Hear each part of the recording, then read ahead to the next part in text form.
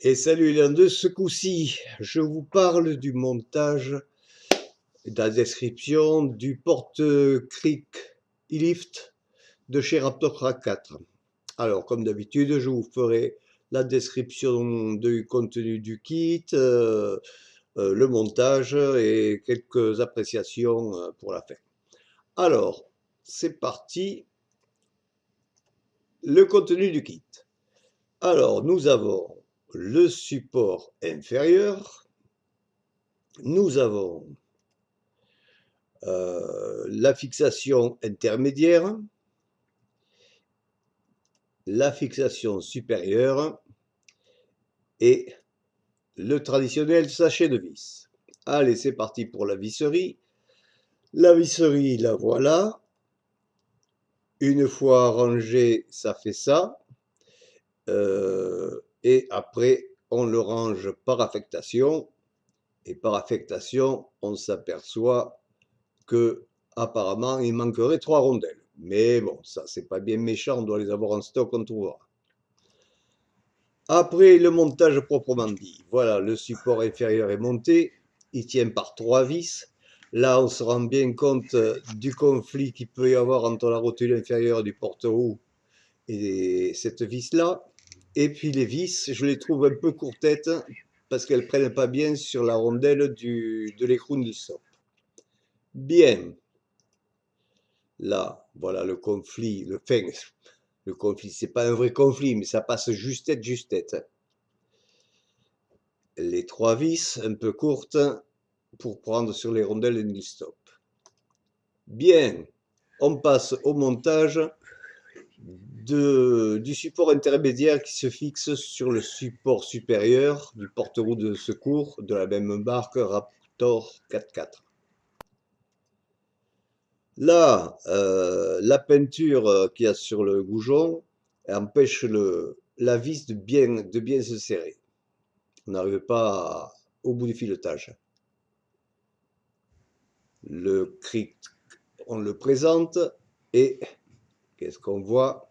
Misère, ça correspond pas. Bon, alors c'est parti. On va à l'établi, on nettoie la peinture du filetage, du goujon. Là, c'est bien proprette. On remonte la fixation intermédiaire, mais par-dessous le support supérieur de la roue de secours.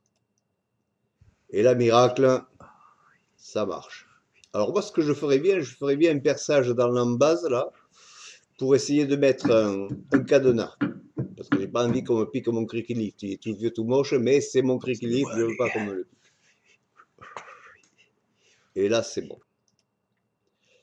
On pose la patte de fixation avec l'écrou à oreille, sans problème. Là, pareil, petite modification que j'aimerais apporter, je ferais bien un perçage dans le goujon, histoire d'y mettre une goupille bêta, parce que j'ai pas envie en route que mon cric lift il se barre avec l'écrou à oreille.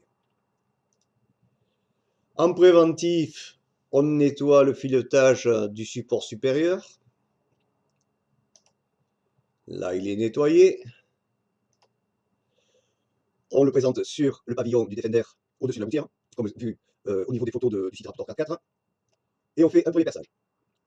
On pose la vis et l'écrou, on met tout ça de niveau, et on fait le deuxième perçage, et on finit de fixer le support supérieur, voilà de l'intérieur ce que ça donne, et voilà une fois posé. Bien. Après, hop, c'est là que ça se complique. On présente la patte de fixation supérieure, et là, il y a le souci, ça ne va pas comme il faut. Alors, on réfléchit un peu, je me dis que la patte, elle devait être de l'autre côté, avec la partie longue à l'extérieur, mais le carré vient buter, ça va.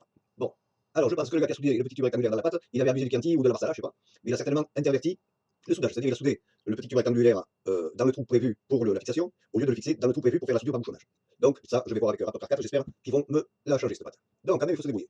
Alors on repère l'axe du goujon sur la patte, on trace, on perce, on présente, et là, il va falloir encore ajuster, parce que comme la patte longue est de ce côté, il va falloir couper la patte longue de manière à récupérer le jeu qu'il y a entre la patte et le cric.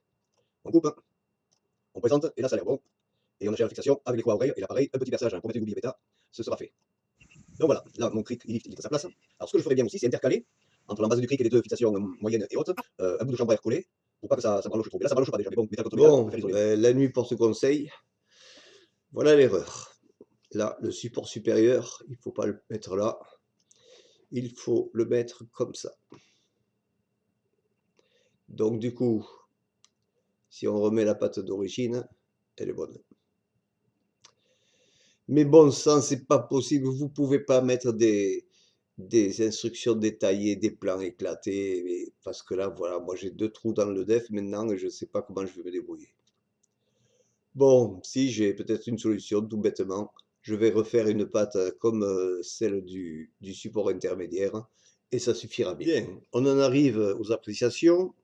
Je ne reviens pas sur la nécessité d'avoir une bonne notice de montage avec un plan éclaté pour s'y retrouver. Et ça, sans ça, on l'a vu, c'est source d'erreur. Par contre, l'idée est bonne. La place du Cricky Lift, là, ça dégage le coffre, c'est bien. Tout ce qui est réalisation métal, ça m'a l'air solide et c'est OK.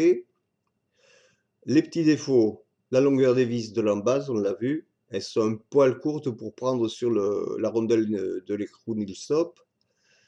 Et il y a cette proximité entre la vis de l'embase, l'une des vis de l'embase et la rotule du portereau de secours. Bon, ça passe, hein, mais je trouve ça un peu justette.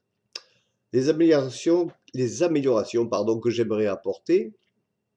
D'abord, je vais coller à la néoprène quelques bouts de chambre à air histoire d'isoler les contacts métal contre métal, c'est-à-dire entre le support inférieur et l'embase du Cricky Lift, au niveau des fixations intermédiaires et supérieures. Bien. Ensuite, ce qui me plairait bien, c'est percer les goujons des supports intermédiaires et supérieurs de manière à y glisser une goupille bêta pour éviter que l'écrou à oreille se barre, le cric et tout en route. Ça c'est dit. Et enfin, une petite amélioration qui serait sympa, c'est percer le support inférieur au niveau d'un des trous de la base du Crick Lift pour y mettre un cadenas pour éviter de se le faire voler. Voilà, c'est tout ce que j'avais à dire là-dessus, avec toutes les péripéties qui vont avec. Je vous souhaite donc une bonne journée, à bientôt sur les pistes, et surtout, amusez-vous bien.